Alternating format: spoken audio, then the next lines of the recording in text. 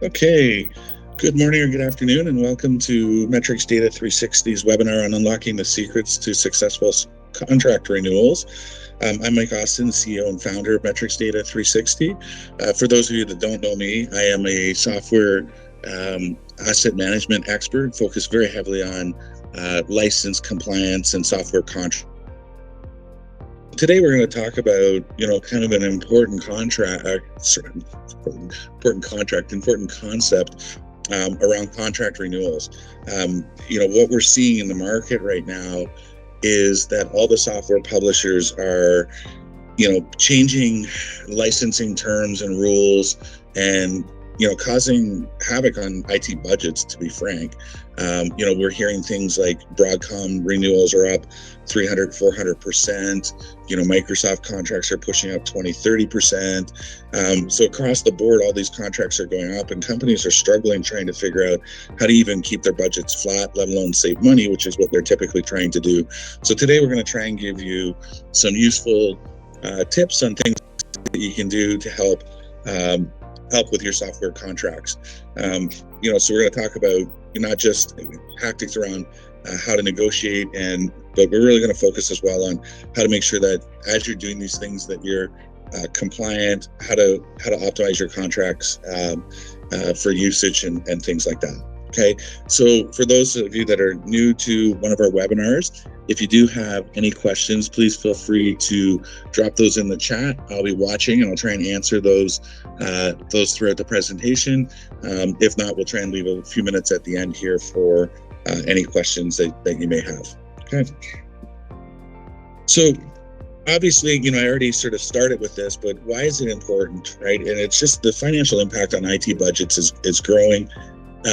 Particularly if you take a look at what's happened, over the last 5, 6, 7 years, right? So, software used to be a game of perpetual licenses. There used to be capital budgets. All the vendors have changed to subscription-based, SaaS-based, cloud-based licensing, which has not only changed the dynamics, it's changed the financial impact because it's gone from from capital expense to operating expense, and that's a whole different ball game for IT organizations. And so, as software contracts have become a bigger part of the IT budget, it's actually caused a lot of challenges for organizations, right? And then I think if you go back even a few years ago, I think people were focusing on renewals, but a lot of the time it was really, let's just focus on the unit price, and we'll just try and see if we can save a few percentage points on our contracts, and we would work from there. But they weren't really focusing a lot on T's and C's and ways that they could frame these contracts to do things differently.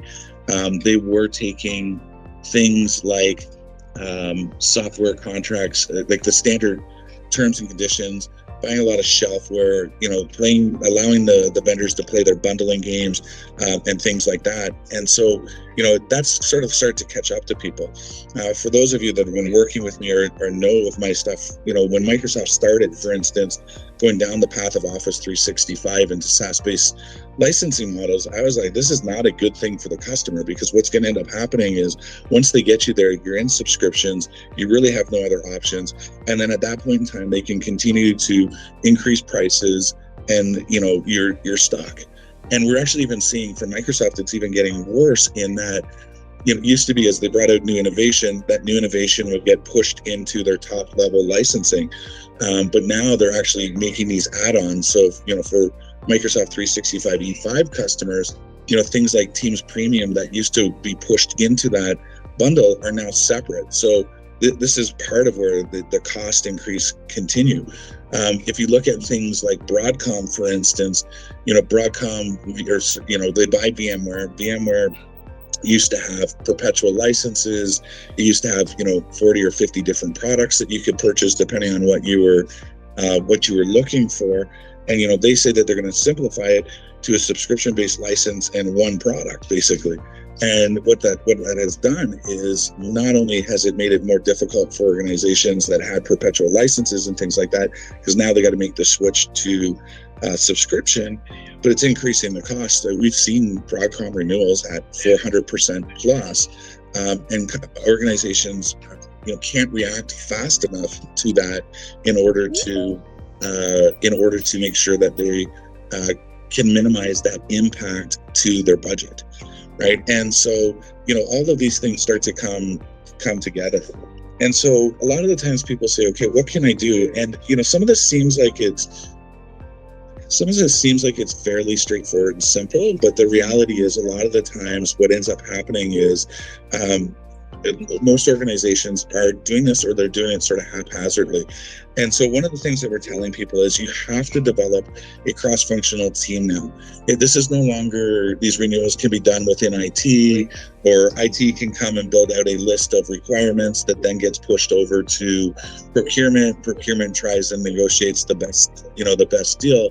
You're now looking at full-on teams where you have to have IT, procurement, vendor management, legal, finance, right up into ensuring that you have third-party experts that are all part of your team, right? So it's no longer a simple process. You have to have a team. You also have to make sure that all your stakeholders are aligned and understand the goals of what you're trying to do, particularly around your roadmap with the technology. There's nothing worse than having a strategy built by, say, the negotiation team, and the vendor runs in and talks to a technical resource that basically undermines the entire strategy. So for instance, it could be something as simple as we need to build a business case in order to purchase Copilot from Microsoft. And, you find out that you've got technical resources like, oh yeah, no, we're already playing with that. And then all of a sudden it's like, this becomes a pervasive thing in the discussion with Microsoft. So you have to make sure that your communication is aligned and simplified. In fact, we suggest that when you get into negotiations, that all communication go through a single point of contact within the customer. So even, you may even have to get to the point where Microsoft or IBM or Oracle are not allowed to even book meetings with your team without it going through the central person, so they understand what's going on to avoid this sort of thing, because the software publishers are becoming better and better at these games of divide and conquer, and particularly as you move into applications that are more pervasive, not just in IT, but across the business, right? So if you look at things like, Salesforce, they'll have no problems going and talking directly to the sales and marketing leaders and, circumventing IT and procurement, and then saying basically, well, we know that the sales leader strategy is this, we know they have the budget to do this, and they hold on these things, right? Without looking at what's the overall roadmap of the organization, what is IT's limitations, etc., right? You also want to make sure that you understand what your requirements are and you prioritize those before engaging with vendors, right? So is it product? Is it terms and conditions? Is it payment structure? Is it price? So you really want to make sure that you have all of that laid out before you start to get into these negotiations with the vendors. Okay. Now, most times when you're depending on who you're dealing with, you're going to have some sort of relationship with this vendor. We're seeing, for the most part, renewals being treated as a transaction, right? And when you treat a renewal as a transaction, you're not able to leverage your relationship with that vendor. And so what I mean by that is, if it's just seen as a transaction, my Microsoft EA is up for renewal, I have to do that transaction, my IBM Passport contract's coming up, I have to do that transaction. The vendor knows that it's a transaction, and you're not going to be able to build out and leverage things more strategic, within the business. So, there's the simple tactics of looking across the vendor at their strengths and their financial cycles. So for instance, most people will say that you're going to get your best Oracle deal in May, you're going to get your best IBM deal in December, because of fiscal year ends of the vendors. And so they'll try and negotiate around quarter ends. Now, this can be true, right? We do see that deals happen at the end of quarters, at the end of fiscal years, but that's not always the case. Like I have, lots of years of data on Microsoft that does not suggest that you get a better deal in June than you would get in September, for instance. What I would say is sometimes getting to the deal becomes faster because of the pressure on them around, their fiscal year end. But you do want to leverage that how you can. You want to also, I talked about this, already, but you want to make sure that you're mitigating their land and expand tactics, right? So in other words, take a look at what does that vendor offer, not just what are you buying, because a lot of the times they're looking to land you as a customer and then expand. And sometimes that's a good thing, depending on what your strategy is. Other times it's not such a great thing, right? So if you look at what Microsoft has done historically, they are the experts at land and expand. They create these bundles that you're using 22% of the products within the bundle. And then they push and push and push to trying to get you to take more and more and more. So, if you look at Office 365, it started out as Office 365. You had an E1 and E3. Now you have Microsoft 365, where they're pushing not just, the Exchange, SharePoint, etc., but their Windows OS is included in that. All your access through your MFA and things like that. So they're expanding that footprint that they built with Office 365 into other products. And then they come out with an E5, where now all of a sudden we have a bunch of security and compliance products. We're going to put that in. And then what are we going to do? We're going to give you deals that look like a deal. So if you're an E3 and you want to, you're up for renewal, we're going to make an E5 look more attractive to you financially, based on playing a game with a discount. So in other words, we'll give you a much higher discount on an E5, much lower discount on an E3, in order to get you to move to that E5. And then we have 3 years to work with you or to push more and more of this technology so that you adopt it, right? And so they're going to do that land and expand. And like I said, sometimes that might be the right thing. If your roadmap was to say, yes, we want to look at Microsoft security products and move on those and grow there. But, if you're looking at those products and saying they're not ready for our organization, we have other vendor contracts that we're in for the long term. Maybe you believe in best of breed and security, whatever it is, that land and expand doesn't work, but they're going to play the game. They're going to try and get you there.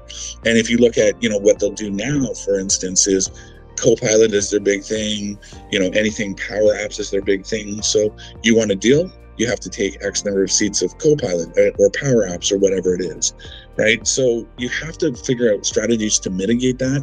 And one of the best ways to do that is to work with them on a long-term perspective. So not to treat the EA as a one-time renewal, but to work with them on where do they sit as a vendor with you, right? So, are they strategic? Are they key? Are they a key part of your digitalization strategy? What is it? And let them know where they sit and start working with them, not just at renewal time, but throughout the contract. Microsoft used to have this thing called, for instance, the T-36 playbook, which was really their internal playbook of once you signed an enterprise agreement, the things that they needed to do every month within your account to manage that relationship, to do these land and expand and all these other things. You need to have those same sort of playbooks with your vendors, right? So what is your long-term strategy with that vendor? If I just signed a 3-year deal, or I signed a 5-year deal, or I signed even a 1-year deal, what is that long-term strategy, and share that.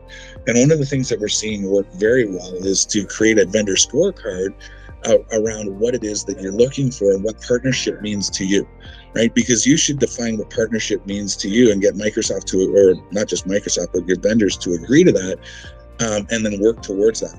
Right? Because if you ask them what partnership means, partnership typically means that you're adopting more of our technologies and that you're spending more money with us, right? And that might not be what that partnership should be.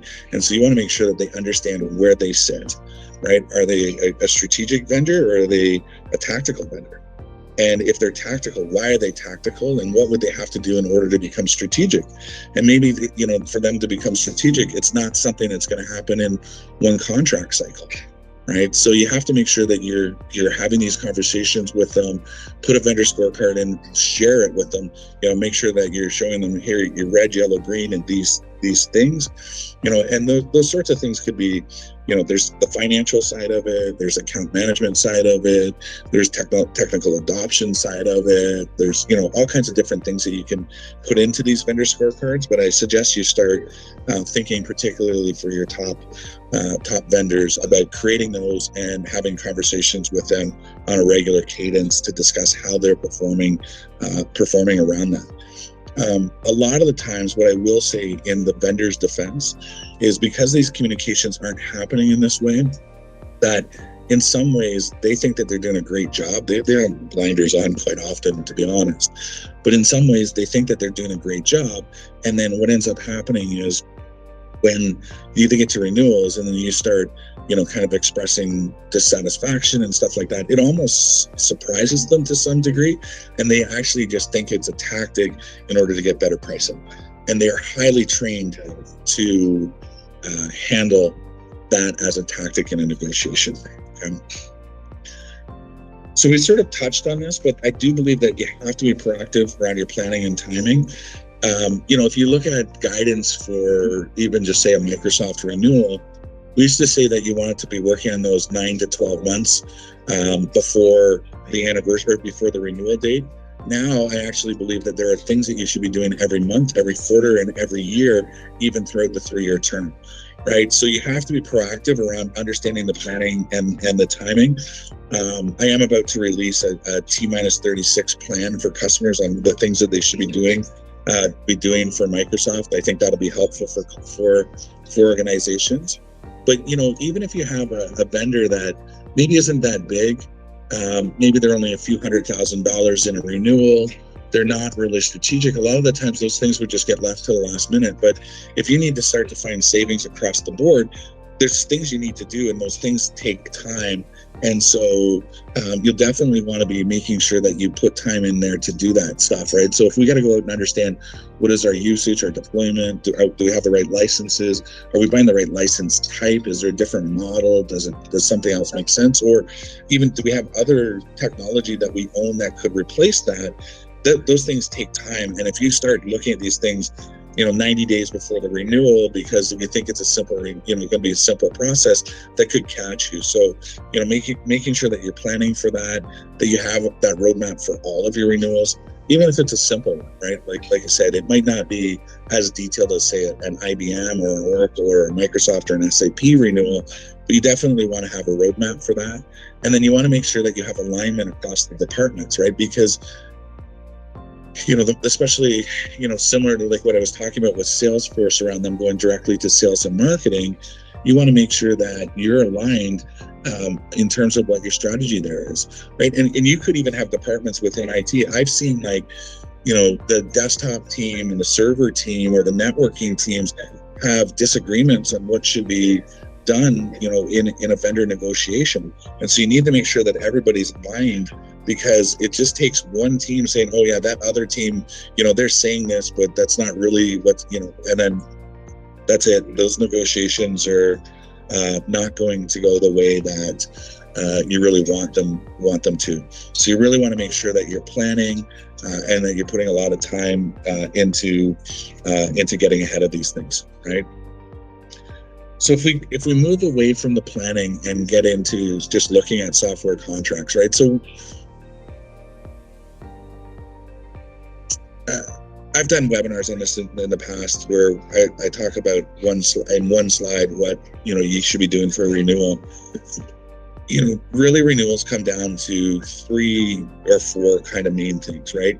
You have to understand your usage and your roadmap. We've talked a little bit about the roadmap side of it. I haven't touched, and I'm not going to touch much on the usage side, but you need to really understand what is out there. And then you need to understand what you own today. And you need to make sure that you're compliant. And that's how you do contract optimization. I go figure out what's deployed. I figure out what I have licenses for. I create what's called a license position. Basically shows me I have this much deployed. I own this many licenses.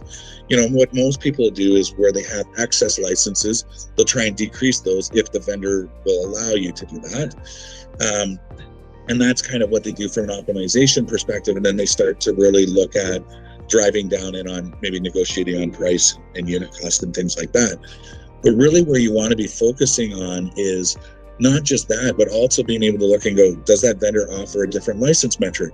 Should I be resetting what I'm doing? Because, I can give you a real world example here. We had a client that was an IBM customer. They had everything licensed on processor value units.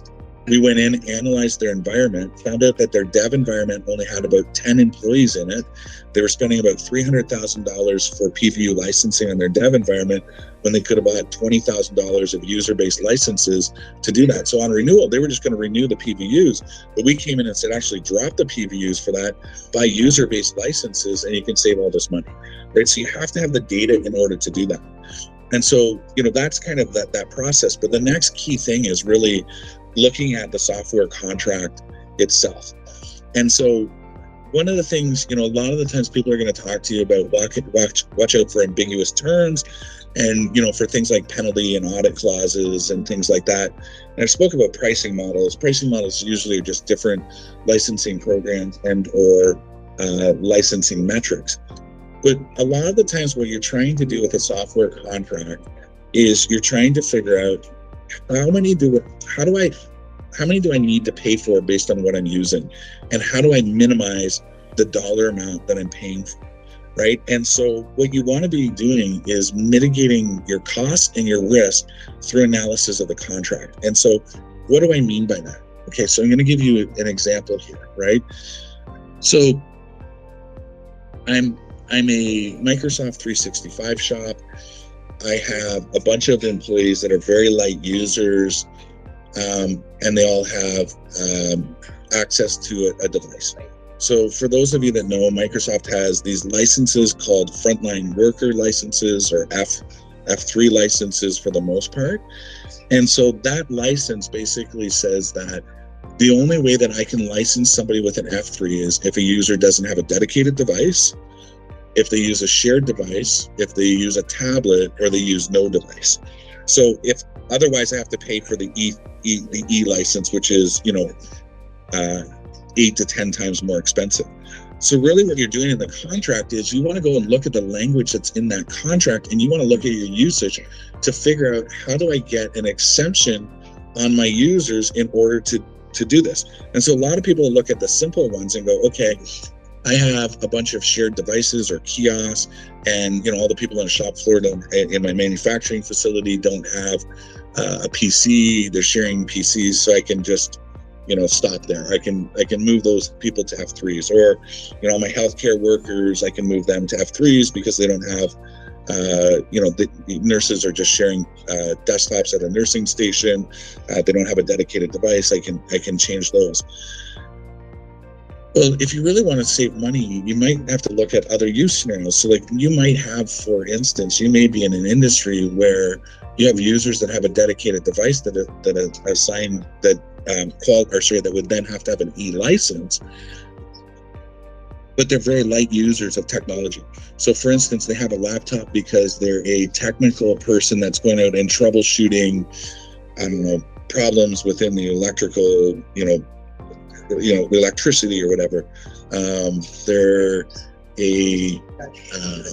And so the stuff that's on their laptop is really technology that's used to troubleshoot that.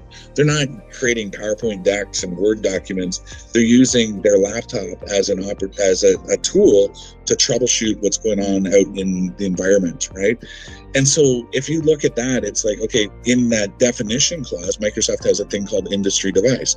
Can I fit those users under that industry device clause to decrease the number of licenses, or to decrease the number of E licenses that I have to purchase with F licenses? Now, there's a lot that goes into this, but this is what you're trying to do. This is one of the things that I think if you do this correctly, you can decrease your costs, but you have to make sure that you're doing it in a manner to mitigate the risk. And so what do I mean by that is, if the vendor has ambiguous licensing terms that you could read it and go, yep, that device qualifies for an industry device, or I'm not sure, maybe it doesn't. I could go either way. How do I then work to make sure that there's no ambiguity in there? Because I could look at that and go, I make a call that it's an industry device. I self-report. I'm going to report those as industry devices. Microsoft audits you 2 years later, and they declare that they're not industry devices. and you're in a heap of hurt. So how do I mitigate that risk through language in the contract? For instance, do I try and get them to expand what the industry device clause is so that it's clear? Right? Get rid of the ambiguity. Software companies love ambiguity because it means opportunity to audit and get revenue. Okay. Obviously, you have to master negotiation techniques. Some of that is using benchmarks, and previous deals for leverage, right? So what was your previous pricing? Are you able to get benchmarks on pricing that's in market? Now, I always say caution around benchmarking, right? Because people will tell you that Oracle will negotiate from 0 to 100%, right? And so let's say you have go and get a benchmark that says on that purchase, you should be able to get a 70% discount from Oracle. But there's all kinds of factors that go into Oracle deciding that they're going to give that 70%. And so you should be using that as a guideline, but not as a true benchmark and saying, if I don't get this, I fail, right? Because, for instance, if you look at contract language, change how you license things, or find out that you can do things differently, like say that, let's go back to that IBM instance. If they were able to, drop $200,000 out of a $500,000 renewal by changing the license type, would a benchmark of the pricing even matter if the IBM decreased the discount in half because they did that? No, because they're still ahead of the game substantially based on making that change. So you really don't want to just focus on the benchmark. You have to understand the whole view of the contract and what's going on to understand whether a benchmark is even relevant to what you're doing. So if I say that in a simpler manner, if I need to buy $1 million of software and I'm looking at a benchmark that says I should get a 40% discount and I'm only targeting a 40% discount, let's say I get there and now it costs me $600,000. But if I looked at things and said, okay, actually, if I do these things different, the software I need is not $1 million, it's only $500,000. And then I only get a 10% discount, I'm at $450,000 versus $600,000. So that 10% discount is much more valuable than the 40% discount on a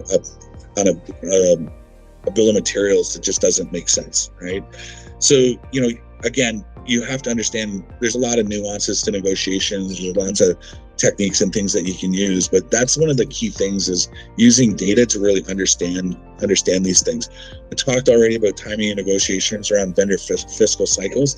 Again, I wouldn't use that as solely the only thing. I actually put that in the slide to basically be contrarian in the marketplace, because I don't believe that vendor year ends are the only time that you get the best deals.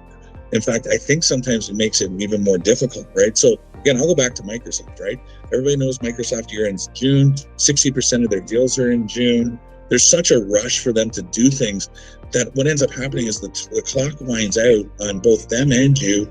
And, now all of a sudden you didn't get the deal that you wanted, but you got something that you could live with.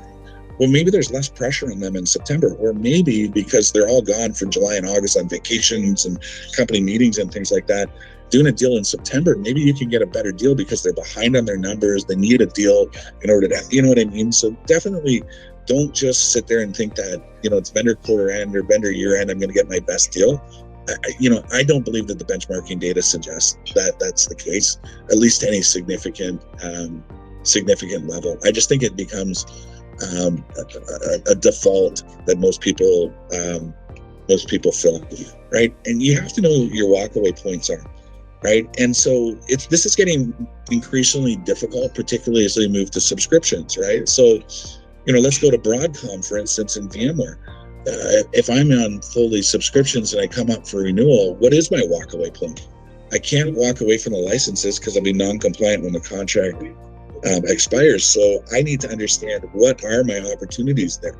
How can I re-architect? Can I move stuff to the cloud? What am I going to do? And understand what my walkaway points are. In a Microsoft negotiation, it may be that, we're not getting as great of a discount on a deal to stay on E3s, but the deal that they're giving us on E5 is not good enough for us to consider, so we're going to walk away, right? And, and sometimes that could be a very beneficial move in a negotiation, particularly if we played at the right time, right? So maybe not play it 2 days before the renewal, But if you do it a couple of months because you've been negotiating for 6 months at this point, you may be able to get to the point where it's okay, we're just going to do the E3 deal, send us the paperwork, and then they start to panic, right? And then you put the power in your hands, right? So the next topic is really around optimizing your renewal terms, right? So we talked a little bit about some of these things, but there's definitely some other things, right? So negotiating pricing caps, not to exceed, those sorts of things. Those are becoming, I would say, more and more important and more difficult to get, right? So if you look at, let's just go back and pick on Microsoft again. Microsoft is increasing prices. They just announced another 10% price increase on Windows servers when they launch Windows 2025 later next year, right? So they're just going to continue to increase their prices. So getting pricing caps on that stuff becomes important. And in fact, my opinion is things like Office 365 are commodity now, and the pricing should be going down, right? But they're not. They continue to increase that price. And so trying to negotiate those things could become very important, or they could become a lever, right? So if Microsoft's not doing pricing caps, making that an important thing, having it in your vendor scorecard as one, maybe you can trade that off at the end for a 5-year deal with longer price certainty instead of a 3-year deal. Or maybe you can trade that off for a couple extra points of discounting, right?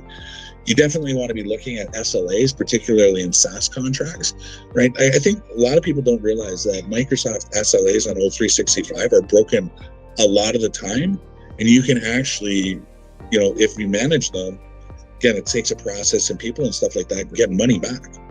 Even for us, Microsoft had an exchange outage. We put it in and we got, half a month's worth of O365 licensing back because they didn't meet their SLA. So make sure you understand those SLAs, particularly in smaller software vendors, negotiate those SLAs depending on what they are, right?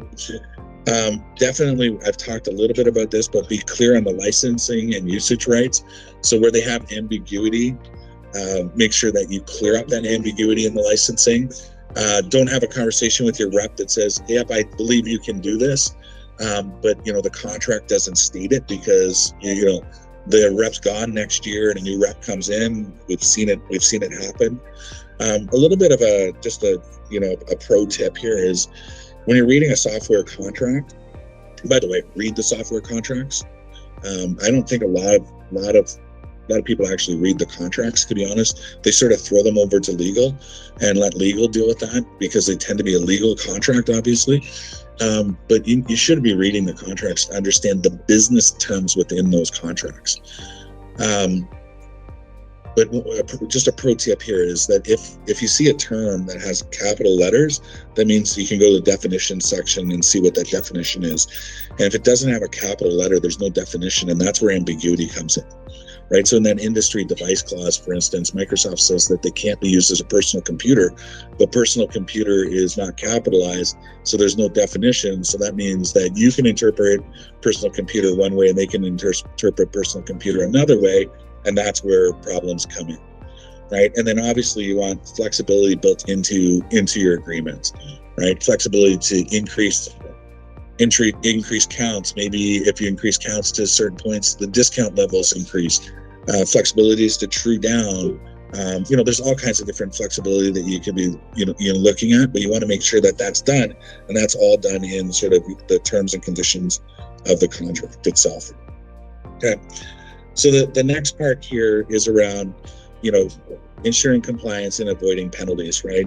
And so, I don't say this because we're in software asset management.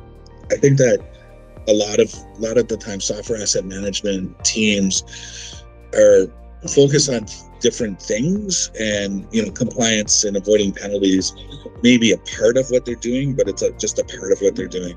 But you do have to have a strong practice here. Whether you have a SAM team or not, you should be reviewing your vendors and publishers on a regular basis for compliance, and not just compliance, but optimization opportunities, right? So depending on your size, for instance, you might be needing to look at IBM.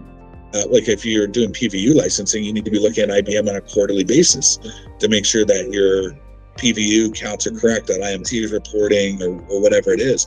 If you're not doing that, you're opening yourself up to compliance and penalties, right? So you need to look at the vendor and say, how often and frequently do I need to be doing that? That will be driven by the contract, right? So even if we look at Microsoft, there are parts of Microsoft you should be looking at monthly, parts of Microsoft that maybe you can get away with looking at quarterly, semi-annually, or annually, right? So you need to be looking at, there's actually parts of Microsoft that you should be looking at daily almost, like with Azure, from a cost and compliance perspective, right? So, making sure that you have that practice in place to look at these things to make sure that you have the right licenses, you have enough licenses, those sorts of things. You also want to prepare for vendor audits proactively. Pay attention to who's auditing in the marketplace right now, right? And then making sure that you're aware of what is going on in your environment with that. So Oracle is auditing everybody on Java. If you haven't got an Oracle Java audit yet, it's coming. IBM's out there doing audits, OpenText is out there doing audits, Micro Focus is still doing audits. So who are the audit happy vendors right now? And make sure, Red Hat's another one that's doing quite a few. SUSE, Linux is doing quite a few. So if they're doing that and you have that in your environment, you should be doing a check and making sure that I know how to get the data that's needed to make a proper license position, and I can do that so that I'm not wasting time and I avoid penalties and compliance. Because if I can fix it before it becomes a problem, that's the best answer. Right? And the vendors, like, Oracle now has a program, IBM has their ISAP program, where they're basically coming to people saying, go into the program, allow us to audit you without calling it an audit, and we won't put you through audits. We'll just, you go through this program and agree to have one of our auditing partners build a license position every year and use that as your true up, and then we won't audit you. And, on the surface, those programs may look good. There are definitely instances where it makes sense for you to be in those programs, but you also have to be careful because sometimes the partners that are doing those programs, they're receiving quite a bit of their revenue from those vendors. And so are they really doing, a great job at compliant license and cost optimization, or are they just looking at compliance? I mean, we've gone into some of these companies where they were compliant, but they were overpaying by substantial amounts because there was no optimization. It was just an audit to say, you're licensed correctly, right? So then obviously, the main goal that everybody wants to get is ROI out of their software contracts, right? So how do I get a good, strong ROI, right? Obviously, if you can align the software to business goals, that is, a big ROI. Avoiding shelfware is the biggest cost ROI, and the biggest driver of shelfware is organizations trying to get discounts from vendors in exchange to buying stuff that they don't need. I don't know how many deals that I've seen where, buy 20,000 of these, we'll give you for this price. And you're like, we might need 20,000 of those in 18 months. And 18 months turns into 3 years, and they've given the vendor millions of dollars that they didn't need, right? And so that's where understanding your roadmaps and things like that and planning for the crap that just happens, right, it becomes so important. And then also, make sure you're reallocating underutilized licenses to other things, right? Because what I mean here, by the way, this is an important concept that I don't think most organizations do, is a lot of the times licenses are applied to a use case when they're bought and they're just left like that, or they're running a license tool that does a reconciliation and says you're compliant, but they're not looking to see if your licenses are underutilized. So for instance, here's a great example. We're finding a lot of organizations can save money by moving away from data center licenses on Windows servers, right? Microsoft recently did OSE licensing, so I can license the VM.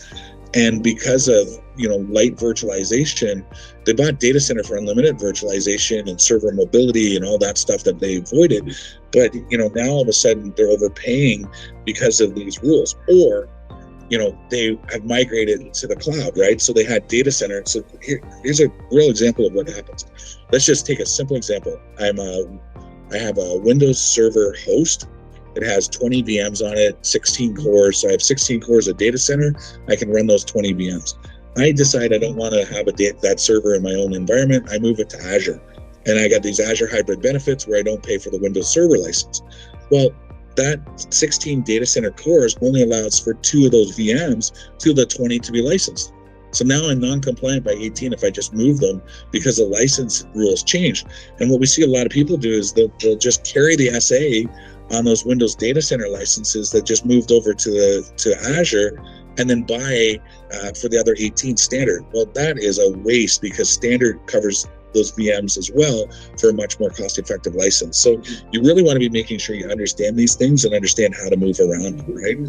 And then you definitely need to be planning for the future, right? Because things happen, right? Mergers, divestitures, those sorts of things, right? So if you're an organization where your growth strategy is to acquire companies, how's your contract work? Are you allowed just to bring those companies in? Do the contracts that, if you acquire somebody that's a level A EA versus a level D, you being in a level D, can you bring them in? What's the time frame around that?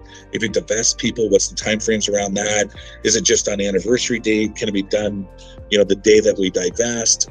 All of those sorts of things become important depending on your business, right? So maybe you need to look at the M&A clauses in your contracts, right? You want to make sure that the renewal allows for scalability, right? So let's take Azure, for instance, because we're seeing huge growth in Azure spend. 5 years ago, it was lucky if somebody was spending a couple $100,000 a year. Now we're seeing hundreds of millions of dollars a year. So did they have terms that when they went from 100,000 a year and they got a few points discount to 100 million, that their discount scaled, right? So you want to be thinking through those sorts of things, right? You want to negotiate options for contract termination and things like that, right? So can I terminate my contract if I need to for whatever reason and re-sign?